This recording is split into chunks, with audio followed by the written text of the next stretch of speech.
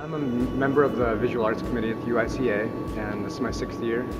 And we serve as the curatorial body for the UICA, and this show that we've organized is called Associations. And it is the idea is essentially that each of the members went back in time and chose an artist who previously exhibited at the UICA for an encore presentation, and then that artist in turn would choose another who had no previous affiliation with the UICA. And so we are those three. I made this work specifically for the Associations exhibit, and it's called Dark Cloud, and I'd wanted to work with this sort of configuration of smaller images, sort of the whole composite doesn't make a single image, but I like that aesthetic, the sort of cluster aesthetic. And I guess the content, I hope, is really clear. I'm never trying to hide anything. I'm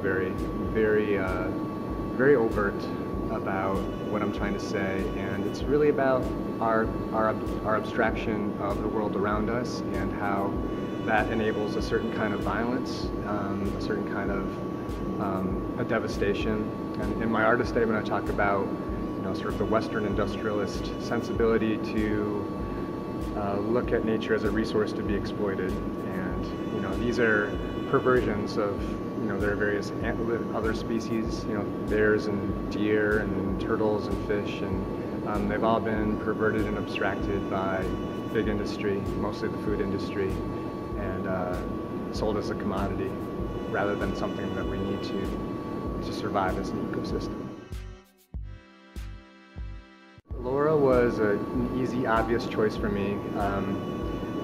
I've known her for a few years now, and I first became acquainted with her work in 2007 or 2008 when she had a solo exhibition in our Ray Street Gallery here. And that was primarily a drawing exhibition, but it was exactly the kind of drawing that I like. It was I was transported immediately back in time. I felt like I was looking at these old nature guidebooks I used to collect, and my old comic books and science books. This kind of graphic, this use of the brush mark and this kind of muted palette and yellow paper, and it all just felt very nostalgic. This piece is called Right Before No More. It's a linoleum print collage. I like this idea of having things be really beautiful and approachable, and then spending a little bit of time with it and understanding that there is another level to this piece. It's not just about beauty. I've recently moved to the hardwood capital of America, which is Bloomington, Indiana, and there's lots of trucks rolling down the road with a lot of trees on them. And the lumber industry is alive and well, and the forests there are mind-boggling. The state forest is just endless. It's very inspired by nature and its demise, basically. Brett picked me, and I picked Diane.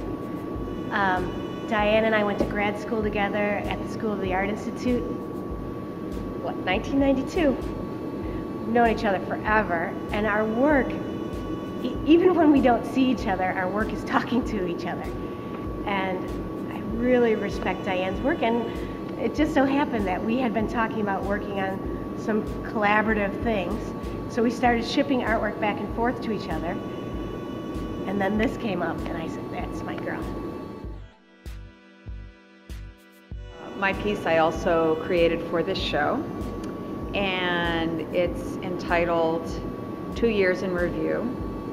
And it's a little bit different than a lot of the other stuff going on in my studio right now, in that it's a little bit more graphic and narrative, and thematically there's a lot of this, there are little personal chunks from the last 2 years in my life, but also there's this landscape going through changes. I was actually looking at some Chinese landscapes where they do four seasons in one piece, but in my piece it's more about sort of just death and rebirth. There aren't actually 4 seasons, and the old themes of destruction, composting into spring.